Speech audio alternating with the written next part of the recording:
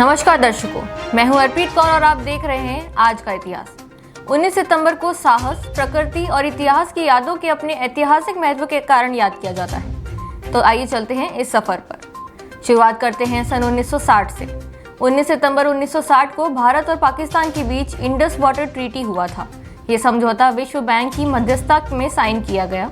इसके तहत भारत को पूर्वी नदियां रावी, ब्यास और सतलज और पाकिस्तान को पश्चिमी नदियां इंडस, झेलम और चेनाब मिली। इस संधि का उद्देश्य जल स्रोतों का उचित वितरण, सिंचाई और बिजली उत्पादन को सुरक्षित करना और भविष्य में जल विवादों को रोकना था। इंडस वाटर ट्रीटी आज भी दुनिया की सबसे सफल और स्थायी जल साझाकरण संधियों में गिनी जाती है। अब बढ़ते हैं सन 1985 की ओर। 19 सितंबर 1985 को मैक्सिको सिटी में 8 की तीव्रता का भूकंप आया था। यह भूकंप सुबह 7:17 पर आया और सिर्फ कुछ ही मिनटों में शहर को तहस नहस कर दिया।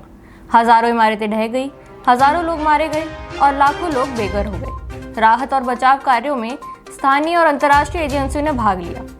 इस आपदा ने मैक्सिको के भूकंप प्रतिरोधी निर्माण और आपातकालीन व्यवस्था के महत्व को उजागर किया। ये भूकंप आज भी भूकंप विज्ञान और आपदा व्यवस्था में एक महत्वपूर्ण चेतावनी के रूप में याद किया जाता है। चलते हैं अब सन 1991 में। 19 सितंबर 1991 को ऑस्ट्रेलिया इतालवी सीमा पर ग्लेशियर में ओट्सी द आइसमैन की खोज हुई। ये 5300 साल पुराना मानव शव था, जो यूरोप का सबसे प्राचीन और सबसे बेहतर संरक्षित पाषाण युग का व्यक्ति माना जाता है।